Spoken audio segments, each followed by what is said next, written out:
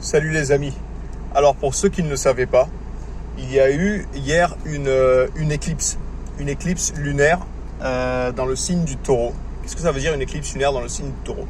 Déjà, éclipse lunaire, il y aura une relation spécifique entre la Lune et le Soleil, c'est-à-dire en termes très simples et très brefs entre le subconscient et la conscience objective. Alors qu'est-ce que ça veut dire? Ça veut dire que déjà, on a le risque ou l'avantage, ça dépend comment on le prend, qu'il y ait plein de schémas inconscients, subconscients qui ressortent, plein de souvenirs aussi qui ressortent, plein d'habitudes, le subconscient qui ressortent dans la conscience.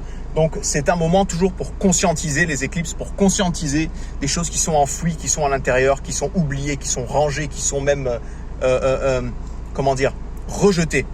Donc c'est un moment de pleine manifestation de ce qui est caché. Encore une fois, si vous ne l'avez pas vécu, c'est que vous n'êtes juste pas en touche avec votre subconscient. Il y a des techniques pour ça, il y a des façons d'être connecté à son subconscient, il y a des façons d'avoir une relation avec sa face cachée à soi-même et de faire ressortir ce qui est caché à la surface et avec les avantages et les inconvénients que ça comporte, parce que oui, il y a des inconvénients et oui, il faut en passer par là. J'en suis convaincu. Donc voilà ce que ça veut dire. Et pourquoi en Taureau? Ce sera peut-être des mémoires liées aux possessions, à ce qu'on a. Le Taureau, c'est j'ai, je possède.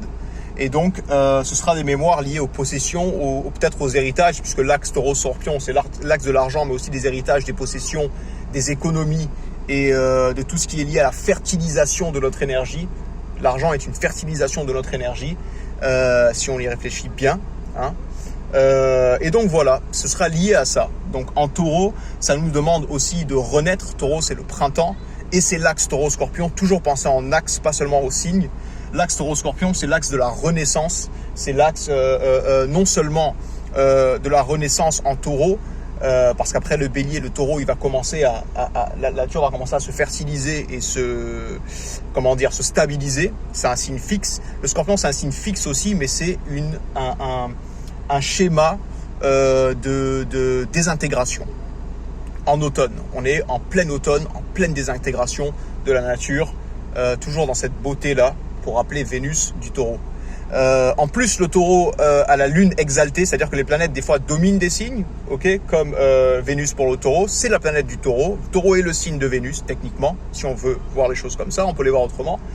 Mais on a toujours aussi une planète qui est exaltée, c'est-à-dire qui est bien là et dont l'énergie peut être utilisée à son plein essor. Okay, et là, dans le Taureau, c'est la Lune qui est exaltée. La Lune, c'est le subconscient. Donc, axe Taureau-Scorpion, éclipse, Lune, Soleil, pleine Lune hier, le 8, travail sur soi, travail sur l'inconscient, le subconscient, faire ressortir à la surface tout ce qui est fertilisation, soit de nos projets, soit d'une idée, soit d'une relation, on voit comme on veut, soit matériellement aussi, hein. Le Taureau, c'est la matière, attention.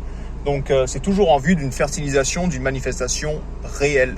Terre, le Taureau, c'est un signe de terre. Donc une manifestation dans le concret, dans le réel. Voilà pour la pleine lune et l'éclipse dans le signe du Taureau. Si vous voulez en savoir plus, vous avez mes contacts. Facebook, Instagram, vous m'écrivez en MP, on se voit, on check tout ça ensemble, on déblaye un peu tout ce qu'il y a à déblayer et puis on plonge les gars, il faut plonger. Ciao!